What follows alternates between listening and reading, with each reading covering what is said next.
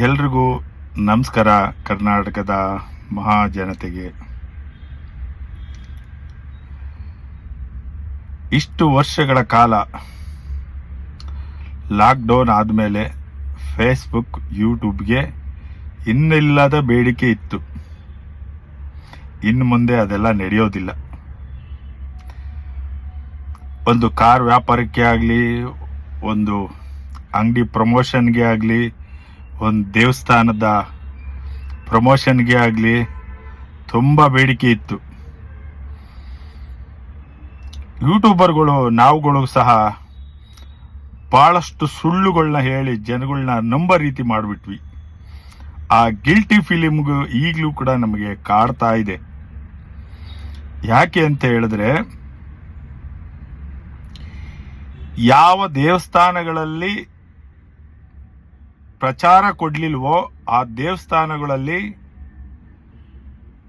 ತಾನಾಗ್ತಾನೆ ಭಕ್ತರು ಹೋಗಿ ಪೂಜೆ ಮುಗಿಸ್ಕೊಂಡು ನಂಬಿಕೆ ಮೇಲೆ ಬಂದರು.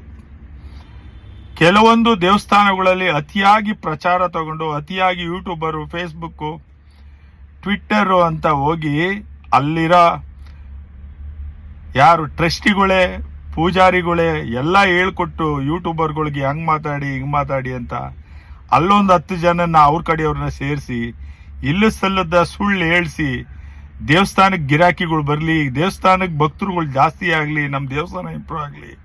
ಆ ದೇವಸ್ಥಾನ ಹೆಂಗಾಗೋಯ್ತು, ಈ ದೇವಸ್ಥಾನ ಹಿಂಗಾಗೋಯ್ತು, ನಮ್ಮ ದೇವಸ್ಥಾನ ಇನ್ನೂ ಯಾಕೆ ಇಂಪ್ರೂವ್ ಆಗಲಿಲ್ಲ, ಅಟ್ಲೀಸ್ಟ್ ಈ ಯೂಟ್ಯೂಬರ್ ಕಡೆಯಿಂದ ಸುಳ್ಳಾರು ಹೇಳಿಸ್ಬಿಟ್ಟು ಬರಂಗ್ ಮಾಡೋಣ ಅಂತ ಹೇಳ್ಬಿಟ್ಟು ಎಷ್ಟೋ ಜನ ಕೇಳಿದಷ್ಟು ದುಡ್ಡು 10,000, 15,000, 20,000, 1 ಲಕ್ಷ, 1.5 ಲಕ್ಷ ಸುಮಾರು ದುಡ್ಡುಗಳು ಸುರಿದು ಬಿಟ್ರು ಯೂಟ್ಯೂಬರ್ಗಳ ಮೇಲೆ. ಅವ್ರು ಏನು ಮಾಡ್ತಾರೆ, ಅವ್ರ ದುಡ್ಡಿಂದು ಅವ್ರಿಗೂ ಕಷ್ಟ ಐತೆ. ಅವರು ಯೂಟ್ಯೂಬ್ ಮಾಡೋದಕ್ಕೆ ತುಂಬ ಕಷ್ಟ ಬಿದ್ದು ಸಬ್ಸ್ಕ್ರೈಬರು, ಫಾಲೋವರ್ಸು ಸುಳ್ಳು ಪಳ್ಳು ಹೇಳಿ ಎಲ್ಲ ಪಡ್ಕೊಂಡಿರ್ತಾರೆ. ಅವ್ರು ಹೇಳ್ದಂಗೆ ಹೇಳ್ಬೇಕಲ್ವಾ. ಈ ಯೂಟ್ಯೂಬರ್ಗಳ ಮಾತು ಕೇಳಿ ಪಬ್ಲಿಕ್ಕು ಕೂಡ ಭಕ್ತರು ಸೋಗ್ನಲ್ಲಿ ಹೋಗ್ಬಿಟ್ಟು ಅವರು ಕೂಡ ಒಂದು ಕುರಿ ಹೋಗಿ ನೀರಿಗೆ ಬಿದ್ದರೆ ಎಲ್ಲ ಕುರಿನೂ ಹೋಗಿ ನೀರಿಗೆ ಬೀಳ್ತಾರಲ್ಲ, ಹಂಗೆ ನನಗೂ ಹಂಗೆ ಆಗೋಯ್ತು, ನನಗೂ ಹಿಂಗೆ ಒಳ್ಳೇದಾಗೋಯ್ತು, ನಾನು ಸೈಟ್ ತೊಗೊಂಡೆ, ನಾನು ಕಾರ್ ತೊಗೊಂಡೆ. ಇಷ್ಟೆಲ್ಲ ಸಿಗಂಗಿದ್ರೆ ಯಾಕ್ರಿ ಕಷ್ಟ ಬೀಳ್ಬೇಕಾಗಿತ್ತು? ಅಲ್ಲೇ ದೇವಸ್ಥಾನದಿಂದ ಬೆಳಗಿನ ಸಾಯಂಕಾಲದವರೆಗೂ ಅಲ್ಲೇ ಕೂತ್ಕೊಂಡಿದ್ದಿದ್ರೆ ಕಾರ್ ಬಂದ್ಬಿಟ್ಟಿರೋದು, ಬಂಗ್ಲೆ ಬಂದ್ಬಿಟ್ಟಿರೋದು, ಕೆಲಸ ಸಿಕ್ಬಿಟ್ಟಿರೋದು, ಮದುವೆ ಆಗ್ಬಿಟ್ಟಿರೋದು. ನೀವು ಹೋಗಿ ಕಾಲು ಇಕ್ಕಿದ ತಕ್ಷಣನೇ ಕೆಲಸ ಸಿಕ್ಬಿಡ್ತದೆ, ನೀವು ಹೋಗಿ ಕಾಲು ಇಕ್ಕಿದ ತಕ್ಷಣನೇ ಮದುವೆ ಆಗೋಯ್ತದೆ, ಕಾಲು ಇಕ್ಕಿದ ತಕ್ಷಣ ಕಾರ್ ತೊಗೊಂಡ್ಬಿಡ್ತೀನಿ ಅಂತ ಅವ್ರ ಕೈಲಿ ಹೇಳಿಸ್ಬಿಟ್ಟು ಜನಗಳಿಗೆ ಮರಳು ಮಾಡಿ ದೇವಸ್ಥಾನಗಳಿಗೆ ಬರಂಗ್ ಮಾಡಿಕೊಂಡು ದೇವಸ್ಥಾನ ಇವತ್ತು ಎಲ್ಲಾರ ಕಣ್ಣಿಗೂ ಮಣ್ಣು ಎರಚಿ ಎಲ್ಲ ದೇವಸ್ಥಾನಗಳು ದುಡ್ಡು ಮಾಡಿಕೊಂಡ್ರು. ಈ ಜಗತ್ತಿನಲ್ಲಿ ಯಾವ ದೇವರು ಅನ್ನೋದು ಮನುಷ್ಯನ ಮೇಲೆ ಬರೋದಿಲ್ಲ, ಮನುಷ್ಯನ ಆಕಾರದಲ್ಲಿ ಇರೋದೂ ಇಲ್ಲ, ಎಲ್ಲ ನಮ್ಮ ಮನಸ್ಸಿನೊಳಗೆ ಇರುತ್ತೆ. ನಮಗೆ ಒಂದು ಮನಸ್ಸಿನ ದೌರ್ಬಲ್ಯದಿಂದ ಹೋಗಿ ಮೌಢ್ಯಕ್ಕೆ ಒಳಗಾಗಿ ನಾವು ಹೋಗಿ ಈ ಥರ ಹೋಗಿ ಬಿದ್ದು ಅವ್ರು ಕೇಳಿದಷ್ಟು ದುಡ್ಡು ಕೊಟ್ಟು ಅದು ಮಾಡಿಸು, ಈ ಸಲ ಇದು ಮಾಡಿಸಿ, ಇದು 100 kg ಹೂವು ತೊಗೊಂಬನ್ನಿ, ಈ ಸಲ ಹಾಲು ಇಷ್ಟು ಲೀಟ್ರ್ ತೊಗೊಂಬನ್ನಿ, ಸುಳ್ಳು ಪಳ್ಳು ಹೇಳಿ ಎಲ್ಲ ದೇವಸ್ಥಾನಗಳು ಇಂಪ್ರೂವ್ ಮಾಡ್ಕೊಂಬಿಟ್ರು. ಇನ್ಮೇಲಾರು ದಯವಿಟ್ಟು ಎಲ್ಲ ಯೂಟ್ಯೂಬರ್ಗಳು ಜ್ಞಾನೋದಯವಾಗಲಿ. ನೀವು ಯಾವುದೇ ಮಾಡಿದ್ರು ಯೂಟ್ಯೂಬರು ದುಡ್ಡು ಕೊಟ್ಟೇ ಕೊಡ್ತಾರೆ. ಫೇಸ್ಬುಕ್ಕಲ್ಲಿ ಮಾನಿಟೈಸೇಷನ್ ಆದಮೇಲೆ ಬಂದೇ ಬರುತ್ತೆ. ಆದರೆ ನೀವು ಮಾಡ್ತಕ್ಕಂಥ ಕೆಲಸ ಏನು ಗೊತ್ತಾ? ಇಲ್ಲ ಸಲ್ಲದ ಸುಳ್ಳು ಹೇಳಿ ದೇವಸ್ಥಾನ, ಮಠ, ಮಂದಿರ ಪ್ರಮೋಷನ್ಗೆ, ಕಾರ್ಗಳಿಗೆ, ಬಿಲ್ಡಿಂಗ್ಗಳಿಗೆ, ಸೈಟ್ಗಳಿಗೆ ಎಲ್ಲ ಸುಳ್ಳು ಸುಳ್ಳು ಸುಳ್ಳು ಸುಳ್ಳು ಸುದ್ದಿ ಹಬ್ಬಿಸ್ಬಿಟ್ಟು ಜನಗಳನ್ನ ಯಾಮಾರಿಸಿ ಅಲ್ಲಿ ಕಳಿಸಿ ನಿಮಗೆ ಕೊಡೋ 10-15 ಸಾವಿರ ರೂಪಾಯಿಗೆ 10-15 ಲಕ್ಷ 20 ಲಕ್ಷ ಕಳ್ಕೊಳ್ಳಂಗೆ ಜನಗಳು ಶಾಪ ಹಾಕಂಗೆ ಮಾಡಿಬಿಟ್ರಿ. ಯಾವನ ಯೂಟ್ಯೂಬರ್ ಹೇಳ್ದ, ಆ ಯೂಟ್ಯೂಬರ್ ಹೇಳಿದಕ್ಕೋಸ್ಕರ ನಾವು ಹೋದ್ವಿ. ಅಲ್ಲಿ ನೋಡಿದ್ರೆ ನಮ್ಮ ಸೈಟ್ ಹಿಂಗಾಗೋಯ್ತು, ಒಬ್ಬೊಬ್ರು ಒಂದೊಂದು ಸೈಟ್ 3 ಜನಕ್ಕೆ ಬರ್ಕೊಟ್ರು ಅಂತ ಅಲ್ಲೊಬ್ಬ ಯಾರೋ ಫೋನ್ ಮಾಡ್ತಾನೆ, ಯಾವನ ಒಬ್ಬ ದೇವಸ್ಥಾನಕ್ಕೆ ಹೇಳಿದ್ಕೆ ನಾನು ಇಲ್ಲಿಗೆ ಬಂದೆ ಸಾರ್, ಇಲ್ಲ ನಾವು ಬರ್ತಾ ಇರಲಿಲ್ಲ ಸಾರ್ ಅಂತ ಇಲ್ಲೇ ಹೇಳ್ತೇನೆ. 100 ವರ್ಷಗಳ ಇತಿಹಾಸ ಇರೋ ದೇವಸ್ಥಾನಗಳಿಗೆ ಪ್ರಚಾರ ಯಾಕ್ರಿ ಬೇಕು? ಪ್ರಚಾರ ಯಾಕೆ ಯೂಟ್ಯೂಬರ್ಗಳು ಯಾಕೆ ಬೇಕು? ಬೇರೆಯವ್ರ ಕೈಯಿಂದ ಹೇಳ್ಸೋದು ಯಾಕೆ ಬೇಕು? ನಾನು ಒಂದು ದೇವಸ್ಥಾನದೊಂದು ಪ್ರಮೋಷನ್ ಮಾಡಿದೆ. ನಾನು ಅಪರೂಪದಲ್ಲಿ ಅಪರೂಪ ಒಂದು 3 ಸಲ ಹೋದೆ. 3 ಸಲ 2 ಸಾವಿರ 3 ಸಾವಿರ ಕೊಟ್ಟ ನಾನು ಹೋಗಿ ಬರೋ ಕಾರ್ ಚಾರ್ಜು ಅಲ್ಲಿಗೆ ಸರಿ ಹೋಯ್ತು. ಒಬ್ಬ ಯಾರ ಕಾಮಿಟ್ ಹಾಕಿದ್ದ, ಸಾರ್ ದೊಡ್ಡ ವಿಕೃತ ಕಾಮಿ ಅವನು ಪೂಜಾರಿ ಅಲ್ಲ, ದೇವಸ್ಥಾನನ ಹಾಳು ಮಾಡಿಕ್ಬಿಟ್ಟ, ನಮ್ಮ ಅಕ್ಕಪಕ್ಕದ ಹಳ್ಳಿಗಳನ್ನೆಲ್ಲ ಹಾಳು ಮಾಡಿಕ್ಬಿಟ್ಟ ಅಂದ್ಬಿಟ್ಟು ಒಂದು ಕಾಮಿಟ್ ಹಾಕಿದ್ದ. ಅಲ್ಲಿ ಕಾಮಿಟ್ ಹಾಕಿದ್ಕೆ ಇವನಿಗೆ ಏನು ಉರತ್ಕೊಂಡ್ಬಿಡ್ತು. ಅಲ್ಲಿಂದ ಫೋನ್ ಮಾಡಿ ಹೇಳ್ದ, ಸರ್ ಅಲ್ಲೊಬ್ಬ ಯಾವನ ಕಾಮಿಟ್ ಹಾಕಿದ್ದೀನಿ, ಆ ಕಾಮಿಟ್ ಬಾಕ್ಸ್ನ ಕ್ಲೋಸ್ ಮಾಡ್ಬಿಡಿ ಸರ್ ನೀವು ಅಂತ. ದೇವಸ್ಥಾನದಲ್ಲಿ ಯಾಕೆ, ತಿರುಪತಿನಲ್ಲಿ ಯಾಕೆ ಹೇಳಲ್ಲ, ಮಂಜುನಾಥ ಸ್ವಾಮಿ ದೇವಸ್ಥಾನದಲ್ಲಿ ಯಾಕೆ ನೀವು ಪ್ರಮೋಟ್ ಮಾಡಿ ಅಂತ ಹೇಳಲ್ಲ? ಒಂದು ವಿಡಿಯೋ ಕೂಡ ಮಾಡಬಾರ್ದು ಅಂತ ಫೋಟೋ ಹಾಕಿರ್ತಾರೆ, ಒಂದು ಫೋಟೋ ಕೂಡ ಹಿಡಿಬಾರ್ದು ಅಂತ ಹಾಕಿರ್ತಾರೆ. ಇಲ್ಲಿರೋ ದೇವಸ್ಥಾನಗಳಲ್ಲಿ ಫುಲ್ ಎಲ್ಲ ಹಿಡ್ಕೊಳ್ಳಿ, ನೀವು ಎಲ್ಲ ತೋರಿಸ್ಬಿಡಿ. ನೀವು ಮೂಲ ವಿಗ್ರಹದಿಂದ ಹಿಡಿದು ಫುಲ್ ಇಡೀ ದೇವಸ್ಥಾನ ತೋರಿಸ್ಬಿಟ್ಟು ಆಕಾಶದ ಲಕ್ಕಿಗಳು ಆಡ್ತವೆ, ಈ ಕಡೆ ಹಿಂಗ ಆಡ್ತವೆ, ಇಲ್ಲಿ ಬಂದವ್ರು ಹಿಂಗ ಆಡಿದ್ರು. ಈ ಜಗತ್ನಲ್ಲಿ ಜನಗಳ ಕಣ್ಣಿಗೆ ಎಷ್ಟು ಬೇಕೋ ಅಷ್ಟೆಲ್ಲ ಮಣ್ಣೆರ್ಚಿ DC AC ಕಮಿಷನರು DYSP ಎಲ್ಲ ಕೊಂಡ್ಕೊಂಡ್ಬಿಟ್ಟಿರ್ತಾರೆ ಕಣ್ರಿ. ಕೊಂಡ್ಕೊಂಡ್ಬಿಟ್ಟು ಜನಗಳ ಮೇಲೆ ತಲೆ ಮೇಲೆ ಚಪ್ಪಡಿ ಕಲ್ಲು ಎಳಿತಾರೆ. ದಯವಿಟ್ಟು ಒಂದೇ ಮಾತು ಹೇಳೋದು, ದಯವಿಟ್ಟು ಈ ಪ್ರಚಾರದ್ದು ಯಾರು ಮಾಡ್ತಾರೋ ಅಂಥ ದೇವಸ್ಥಾನಗಳಿಗೆ, ಅಂಥ ಅಂಗಡಿಗಳಿಗೆ, ಅಂಥ ಕಾರ್ ಬಜಾರ್ಗಳಿಗೆ ಜಾಸ್ತಿ ಯಾರು ಹೋಗ್ಬೇಡಿ. ಪ್ರಚಾರಕ್ಕೇನೆ 15, 20 ಸಾವಿರ, 50 ಸಾವಿರ, 1 ಲಕ್ಷ ಕೊಡ್ತಾರೆ ಅಂತ ಹೇಳಿದ್ಮೇಲೆ ಆ ದುಡ್ಡು ಎತ್ತಬೇಕಲ್ಲ ಅವರು. ಆ ದುಡ್ಡು ಎತ್ತಬೇಕು ಅಂದ್ರೆ ಇವ್ರ ಕಡೆಯಿಂದ ಇಲ್ಲಿಂದ ಅಲ್ಲಿಗೆ ಎಗರಿಸ್ತಾರೆ, ಅಲ್ಲಿಂದ ಇಲ್ಲಿಗೆ ಎಗರಿಸ್ತಾರೆ. ಓ ನಂದು ಇಂದ್ರ ಚಂದ್ರ ಅಂತದ್ದು, ಓ ನನ್ನ ಕಾರ್ ಇಂಥದ್ದು, ಓ ನನ್ನ ಬಂಗ್ಲೆ ಇಂಥದ್ದು, ಓ ನಾನು ಹಿಂಗೆ ಪೇಂಟ್ ಮಾಡಿದೆ, ಹಿಂಗೆ ವಾಲ್ ಟ್ರೂಪ್ ಮಾಡಿಸ್ದೆ, ಈ ತರ ಕೆಲ್ಸಕ್ಕೆ ಸೇರಿಸ್ದೆ. ಜನಗಳು ಎಲ್ಲಿವರೆಗೂ ಯಾಮಾರ್ತಾ ಇರ್ತಾರೋ, ಎಲ್ಲಿವರೆಗೂ ದಡ್ಡತನ ತೋರಿಸ್ತಾ ಇರ್ತಾರೋ, ಮೊಡ್ಡಿಗೆ ಒಳಗಾಗ್ತಾ ಇರ್ತಾರೋ, ಅಲ್ಲಿವರೆಗೂ ಮೋಸ ಮಾಡೋ ಜನಗಳು ಇದ್ದೇ ಇರ್ತಾರೆ. ಈ ಜಗತ್ನಲ್ಲಿ ದೇವರು ಅನ್ನೋದಿದ್ರೆ ತಂದೆ ತಾಯಿನ ಪ್ರೀತಿಸಿ ಸರಿಯಾದ ಟೈಮಿಗೆ ಕೆಲ್ಸಕ್ಕೆ ಹೋಗಿ ದುಡ್ಕೊಬಂದು ಮನೆಗೆ ಹಾಕಿ ಹೆಂಡತಿ ಮಕ್ಕಳ ಜೊತೆ ಸಂತೋಷದಿಂದ ಇರಿ. ನೀವು ಅಲ್ಲೇ ದೇವ್ರು ಕಾಣ್ತೀರಾ. ಮನೆನೇ ಮಂತ್ರಾಲಯ ಅಂತ ಹೇಳಿಲ್ವಾ?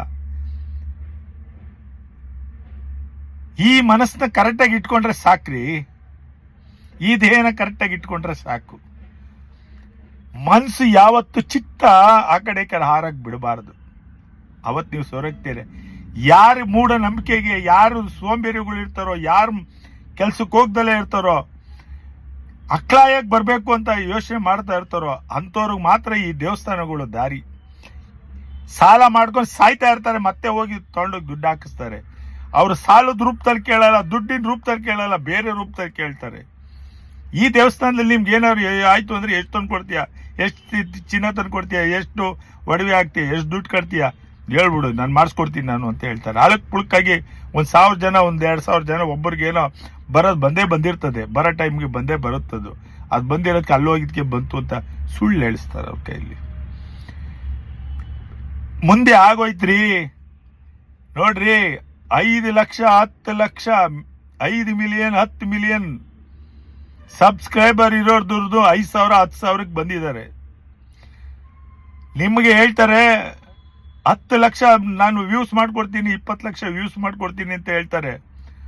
1 ಲಕ್ಷ ವ್ಯೂಸ್ ಫಸ್ಟ್ ಬಂದ್ರು 1 ಲಕ್ಷ ಮೇಲ್ ದಾಟಿ 3 ಲಕ್ಷ 4 ಲಕ್ಷ 5 ಲಕ್ಷ ಅಂತ ಹೋಯ್ತು ಅಂತ ಹೇಳಿದ್ರೆ ಅಲ್ಲಿ 1,000 ರೂಪಾಯಿ ಕೊಟ್ಟು, ನೀವು 20,000 ದುಡ್ಡು ಕೊಟ್ಟಿರ್ತಾರೆ, 10,000 ರೂಪಾಯಿ ಅಲ್ಲಿ ಕೊಟ್ಟಿರ್ತಾರೆ. 10,000 ಕೊಡ್ತು ಅಂದ್ರೆ ನಿಮ್ಗೆ 10 ಲಕ್ಷ ವ್ಯೂಸ್ ಬರ್ದೇ ಬರುತ್ತೆ. ಇನ್ನು 10,000 ಅವ್ರಿಗೆ ಲಾಭ ಅಂತೂ ಆಗಿ ಆಗುತ್ತೆ. ಇದು ಯಾರಿಗೂ ಗೊತ್ತಿಲ್ಲ. ಲೈಕ್ಸ್ ಕೂಡ ದುಡ್ಡು ಕೊಟ್ಟು ಕೊಂಡ್ಕೊಳ್ಳೋರು ಇದಾರ್ರಿ. ನಿಮಗೆ ಲೈಕ್ಸ್ ಮಾಡ್ತಾರೆ 150 ಜನ 200 ಜನನ.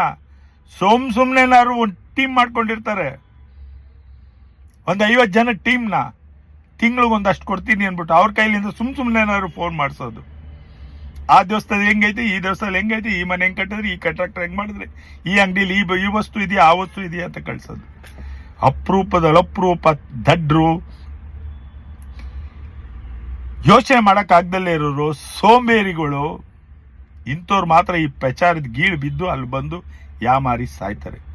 ನಾನು ಸುಳ್ಳು ಹೇಳಿದ್ದೀನಿ, ನನ್ನ ಆತ್ಮಕ್ಕೆ ನಾನು ಮೋಸ ಮಾಡ್ಕೊಂಡಿದ್ದೀನಿ. ಅಂದ್ರೆ ನಾನು ಜಾಸ್ತಿ ಎಲ್ಲೂ ಮಾಡಕ್ ಹೋಗಿಲ್ಲ. ನನ್ನ ಆಫೀಸಲ್ಲಿ ನಾನು 1 ಲಕ್ಷ ಕೊಟ್ಟು ತಗೊಂಬಂದು 5,000 10,000 ನಾನು ಸಂಪಾದನೆ ಮಾಡಿದ್ದೀನಿ. ಸುಳ್ಳು ಹೇಳಿದ್ದೀನಿ, ಅದಕ್ಕೆ ಕ್ಷಮೆ ಯಾಚಿಸ್ತಾ ಇದ್ದೀನಿ. ನಾನು ಯಾವನೇ ಯೂಟ್ಯೂಬರ್ ಆದ್ರೂ ಯಾವನೇ ಫೇಸ್ಬುಕ್ ಅಲ್ಲಿ ಹಾಕ್ತೀನಿ ಅಂತ ಹೇಳಿದ್ರು ಅವನು ಫ್ರೀ ಆಗಂತೂ ಹಾಕಲ್ಲ. ದುಡ್ಡನ್ನ ದುಡ್ಡು ಬೇಕೇ ಬೇಕು. ದುಡ್ಡು ಬೇಕು ಅಂತ ಹೇಳಿದ್ರೆ ನೀವು ಕೊಟ್ಟೇ ಕೊಡ್ತೀರಾ. ಇವನಲ್ಲಿ 10 ಲಕ್ಷ ವ್ಯೂಸ್ ಆಗ್ಬಿಟ್ಟೈತೆ, 10 ಲಕ್ಷ ಇದಾಗ್ಬಿಟ್ಟೈತೆ ಅಂತ ಹೇಳ್ಬಿಟ್ಟು ಇವತ್ತೆಲ್ಲಾ ದೇವಸ್ಥಾನಗಳಲ್ಲಿ ಗೌಡ್ಗೆರೆ ಆಗ್ಬೋದು, ಇನ್ನೊಂದು ಯಾವ್ದೋ ಚೌಡೇಶ್ವರಿ ಆಗ್ಬೋದು, ಇವೆಲ್ಲ ಯೂಟ್ಯೂಬರ್ ಮಾಡತಕ್ಕಂತ ಪ್ರಚಾರದಿಂದ ಜನಗಳು ಹೋಗಿ ಸೇರವ್ರೆ ವಿನ ಸ್ವಇಚ್ಛೆ ಅಂತ ಯಾವನು ಹೋಗಿಲ್ಲ. ಸ್ವಇಚ್ಛೆಯಿಂದ ಯಾವನು ಹೋಗಿ ದೇವಸ್ಥಾನಗಳಲ್ಲಿ ಉದ್ಧಾರ ಮಾಡಿಲ್ಲ. ಇವರು ದೇವಸ್ಥಾನ ಉದ್ಧಾರ ಮಾಡಿಲ್ಲ, ಅವ್ರು ಉದ್ಧಾರ ಆಯ್ತಾ ಇದ್ದಾರೆ. ನಿಮ್ಮನ್ನ ನಾಯಿ ತರ ಕಾಡ್ತಾರೆ. ಇದಳು ಹೋಗು, ನೀನೇನ್ ಈ ಸಲ 3ನೇ ಸಲಿಗೆ ಬಂದಿದ್ಯಾ, 3ನೇ ಸಲಿಗೆ ಏನ್ ಕೊಡ್ತಾ ಇದೀಯ ನೀನು ದೇವಸ್ಥಾನಕ್ಕೆ? ಹಣ ಕೊಡ್ತೀಯ, ಚಿನ್ನ ಕೊಡ್ತೀಯ, ದುಡ್ಡು ಕೊಡ್ತೀಯ? ಕೊಡ್ಬೇಕು. ಒಂದು ದೇವಸ್ಥಾನಕ್ಕೆ ಹೋಗಿದ್ದೆ, ಯಾರಿಗೋ ಬೆಳಗಾಂ ಕಡೆಯವರು ಬಹಳ ಕಷ್ಟದ ಜೀವಿ ಬಂದಿದ್ರು. ಅವರು ಒಂದು ಚಾಪೆ 80 ರೂಪಾಯಿ, 600 ರೂಪಾಯಿ 3 ಚಾಪೆಗೆ ದುಡ್ಡು ಕಟ್ಟಿಸ್ಕೊಂಡವ್ರೆ. 600 ರೂಪಾಯಿ ದುಡ್ಡು ಕಟ್ಟಿಸ್ಕೊಂಡು 2 ಗಂಟೆ ಆದ್ಮೇಲೆ ಅವ್ರಿಗೆ ದುಡ್ಡು 80 ರೂಪಾಯಿ ಚಾಪೆ ದುಡ್ಡು ಇಟ್ಕೊಂಡು ದೇವಸ್ಥಾನದ ಯಾರು ಕ್ಯಾಶಿಯರ್ ಇರ್ತಾನೋ ಅವ್ನು ದುಡ್ಡು ಕೊಡ್ಬೇಕು. 600 ರೂಪಾಯಿ ಇಲ್ಲ ಅನ್ಬಿಟ್ಟು ವಾಪಸ್ ಕಳಿಸ್ತಾ ಅವನಿಗೆ. ಅಯ್ಯಮ್ಮ ಬಂದು ನನ್ನ ಹತ್ರ ಹೇಳ್ಕೊಂಡು ಹತ್ಕೊಂಡ್ಲು, ನನಗೆ 600 ರೂಪಾಯಿ ಇದ್ರೆ ಬೆಳಗಾಂಗೆ ಹೋಗ್ತೀನಿ ರೀ ಅವ್ವ, ನನ್ಗೆ ನೋಡಪ್ಪ ಹಿಂಗೆ ಮಾಡ್ಬಿಟ್ರಿ ಇವರು, ಕೇಳಿದ್ರೆ ಹೋಗಿ ದೇವಸ್ಥಾನಕ್ಕೆ ಸಕ್ಕತ್ತು ಹೋಗು ಅಂತ ಹೇಳ್ತಾರೆ. ಇದು ಯಾವ ನ್ಯಾಯ? ಇದು ಒಬ್ಬರಿಗಾಗಿದ್ದ ಅನುಭವ ಇಲ್ಲ, 100 ಜನಕ್ಕಾಗೈತೆ. ನೀವು ನನ್ನನ್ನು ಏನಾರು ಬೈಕೊಳ್ಳಿ, ನನ್ನನ್ನು ಏನಾರು ಕಮಿಟ್ ಮಾಡ್ಕೊಳ್ಳಿ, ನನ್ನನ್ನು ಎಷ್ಟಾರು ಅನ್ಕೊಳ್ಳಿ, ಇರೋ ಸತ್ಯನ ತಲೆ ಮೇಲೆ ಹೊಡೆದಂಗೆ ಹೇಳಿದ್ದೀನಿ, ಸುಳ್ಳಂತೂ ಹೇಳಿಲ್ಲ. ಇದಂತೂ ಸತ್ಯ. ನೀವು ಯಾವುದೇ ಕಾರಣಕ್ಕೂ ಪ್ರಚಾರ ಗೀಳು ಬಿದ್ದು ಪ್ರಚಾರ ಕೊಟ್ಟಷ್ಟು, ಪ್ರಚಾರ ಮಾಡಿದಷ್ಟು ನಿಮಗೆ ಎಫೆಕ್ಟು ಯಾರು ತೊಳಕ್ ಹೋಗ್ಬೇಡಿ. 10ಕ್ಕೆ ಹೋಗಿ ನೀವು ತಗೊಳ್ಳಿ ಸರ್. ಕಾರ್ ಬಜಾರ್ ಆಗ್ಲಿ, ಇನ್ನೊಂದು ಅಂಗಡಿ ಆಗ್ಲಿ ಮೇಲಿಂದ ಉದ್ರಲ್ಲ ಸರ್. ನಾವು ಒಂದು ಕಂಪ್ನಿಗೆ ಹೋಯ್ತೀವಿ, ಕಂಪ್ನಿಯಿಂದ ತಗೊಂಬಂದು ನಾವು ಮಾರ್ತೀವಿ ಸರ್. ನಮಗೂ 5,000 ಬೇಕು ಸರ್. ಎಲ್ಲ ಹರಾಜ್ನಲ್ಲಿ ಸಿಗ್ತವೆ ಸರ್. ಆನ್ಲೈನ್ ಅಲ್ಲಿ ನೋಡಿ ಸರ್, ಸ್ಪಿನ್ನಿ, Car24 ಇವೆಲ್ಲ ಬೇಜಾನ್ ಹರಾಜ್ನಲ್ಲಿ ಸಿಗ್ತವೆ ಸರ್. 5,000 ಕೊಟ್ಟು ಡೆಪಾಸಿಟ್ ಕೊಟ್ಟು ಮಾಡ್ಕೊತು ಅಂದ್ರೆ ನಿಮ್ಗೆ ಕಣ್ಣಿಗೆ ಬೇಕಾಯ್ತು ಗಾಡಿ ಸಿಗ್ತವೆ ಸರ್. 1 ಲಕ್ಷ ರೂಪಾಯಿ ಗಾಡಿ 60-70 ರೂಪಾಯಿ 50,000 ರೂಪಾಯಿ ಎಲ್ಲ ಸಿಗ್ತವೆ ಸರ್. ನಾವು ಅಲ್ಗಳಿಂದಲೇ ತಂದೆ ನಾವು ನಿಮ್ಗೆ ಹಾಕೋದು ಸರ್. ಇರೋ ಸತ್ಯ ಹೇಳ್ಬಿಟ್ಟಿದ್ದೀನಿ ಸರ್. ಏನಾರ ಆಗ್ಬಿಡ್ಲಿ ಸರ್, ನಮ್ಗೆ ತೊಂದರೆ ಇಲ್ಲ ಸರ್. ಎಲ್ಲ ಡೀಲರ್ಗಳು ಮಾಡೋದು ಇದೇ ಕೆಲಸ ಸರ್. ಯಾವನು ಒಬ್ಬನೇ ಹೋಗಿ ಇದ್ರೋದಿಲ್ಲ. ಅವ್ರು ಹೋಗ್ಬಿಟ್ಟು ಅಲ್ಲಿ ಹೋಗಿ ದುಡ್ಡು ಕೊಟ್ಬಿಟ್ಟು ದುಡ್ಡು ಏನೇ ಸಮಸ್ಯೆ ಇರ್ತದೆ ತಗೋತಾರೆ. ಅವರು ಒಂದಷ್ಟು ಲಾಭ ಮಾಡ್ಕೋತಾರೆ, ಅವರಿಂದ ನಮಗೂ ಅಷ್ಟು ಕೊಡ್ತಾರೆ, ನಾವು 1 ಲಕ್ಷ ಲಾಭ ಮಾಡ್ಕೊಂಡು ಜನಗಳಿಗೆ ಹಚ್ತೀವಿ. ಇಷ್ಟು ಬಿಟ್ರೆ ಮೇಲ್ಲೋಕದಿಂದ ಯಾರು ಇಳ್ದಿಲ್ಲ ಸರ್. ಎಲ್ಲ ಸುಳ್ಳು, ಹೇಳೋದೊಂದು ಮಾಡೋದೊಂದು. 1,25,000 30,000 ರೂಪಾಯಿ ಕೊಡೋ ಅಂತ ಗಾಡಿಗಳೆಲ್ಲ ಇವತ್ತೆಲ್ಲ ಸ್ಕ್ರಾಪ್ಗೆ ಹಾಕ್ಬೇಕಾಗುತ್ತೆ ಸರ್. ಸ್ಕ್ರಾಪ್ಗೆ ಹಾಕ್ಬೇಕಾಗುತ್ತೆ. ನಾನು ಕೂಲಿ ಮಾಡ್ಕೊಂಡು ನಿಂತೀನಿ ಸರ್, ನನಗೆ ತೊಂದರೆ ಇಲ್ಲ ಸರ್. ಅದು ಇರೋ ಸತ್ಯ ಹೇಳಿದ್ದೀನಿ ಸರ್. ದಯವಿಟ್ಟು ಯಾರಾದರೂ ಹೋಗ್ಬೇಕು ಅಂತ ಹೇಳಿದ್ರೆ ದಯವಿಟ್ಟು ಯಾರ ಕಸ್ಟಮರ್ ಹತ್ರ ತೊಗೊಳ್ಳಿ ಸರ್. ಇಲ್ಲ ಟ್ರಸ್ಟೆಡ್ ಕಂಪ್ನಿ ಹತ್ರ ಹೋಗಿ ಸರ್. ಟ್ರಸ್ಟೆಡ್ ಕಂಪ್ನಿಯಲ್ಲಿ ನಿಮ್ಗೆ ಏನಾದ್ರು ಆಕ್ಸಿಡೆಂಟ್ ಆಗಲಿ, ಇನ್ನೊಂದಾಗಲಿ, ಮತ್ತೊಂದಲ್ಲಿ ಆಗಿದ್ರೆ ನೀವು ಕನ್ಸ್ಯೂಮರ್ ಕೋರ್ಟ್ಗೆ ಹಾಕ್ಬಿಟ್ಟು ಡಬ್ಬಲ್ ಉಸ್ಲು ಮಾಡ್ಬೋದು ಸರ್.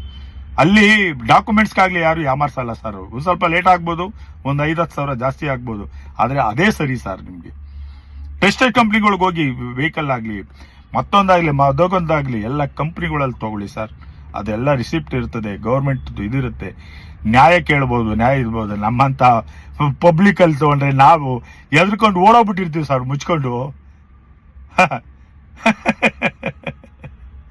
ನಿಮ್ ಕೈ ಮುಗಿದ್ದೀನಿ ಸರ್. ನನ್ನಿಂದ ಏನಾದ್ರು ತಪ್ಪಾಗಿದ್ರೆ, ಬಾಯಿಂದ ತಪ್ಪು ಬಂದಿದ್ರೆ ಕ್ಷಮಿಸ್ಬಿಡಿ ದೇವ್ರುಗಳೇ, ಕ್ಷಮಿಸ್ಬಿಡಿ. ನಾನು ತಪ್ಪಾಗಿತ್ತು, ಆತ್ಮ ಯಾವಾಗಲೂ ಚುಚ್ಚುತ್ತಾ ಇತ್ತು.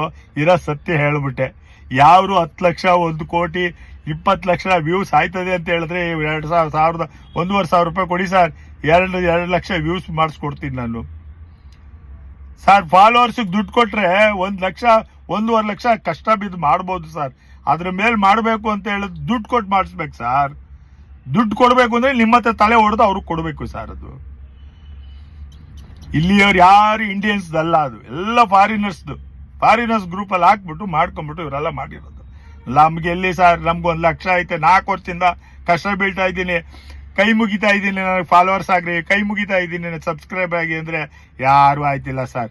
ಬರೀ 1,15,000 ಮಾಡ್ಕೊಂಡು ಕೂತಿದ್ದೀನಿ ಸರ್ 4 ವರ್ಷದಿಂದ. 4 ತಿಂಗಳಿಗೆ ಇವರು 3 ಲಕ್ಷ 4 ಲಕ್ಷ ಮಾಡಿರ್ತಾರೆ ಸರ್. ದುಡ್ಡು ಕೊಡ್ತಾರೆ ಸರ್ ಅವರು ಫೇಸ್ಬುಕ್ಗೆ, ಯೂಟ್ಯೂಬ್ಗೆ. ನೀವು ಕೊಟ್ಟಿರೋ ದುಡ್ಡನ್ನ ಅಲ್ಲಿ ಕೊಟ್ಬಿಟ್ಟು ಜಾಸ್ತಿ ಮಾಡಿಸ್ಕೊತಾರೆ ಸರ್. ಜನಗಳಿಗೆ ಗೊತ್ತಾಗಲ್ಲ ಸರ್. ಅವರೇ ಸರಿ ಅಂದ್ಬಿಟ್ಟು ಅವ್ರ ಹತ್ರ ಹೋಗಿ ಹಳ್ಳಕ್ಕೆ ಬೀಳ್ತಾರೆ. ಹೇಳಿದೀನಿ ಸರ್, ತಿಳ್ಕೊಂಡ್ರೆ ತಿಳ್ಕೊಳ್ಳಿಲ್ಲ ಅಂದ್ರೆ ಹಂಗೆ ನಾವು ಮಾಡ್ತೀವಿ ಅಂದ್ರೆ ನಮ್ದೇನೋ ಅಭ್ಯಂತರ ಇಲ್ಲ ಸರ್. ಎಲ್ರಿಗೂ ಧನ್ಯವಾದಗಳು ಸರ್.